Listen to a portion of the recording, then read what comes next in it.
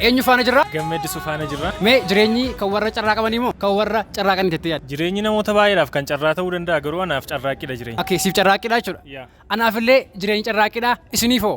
Jireenyi carraadhama carraaqqiidha comment irratti barreessaa. Sayyoo printing and advertisement jirra.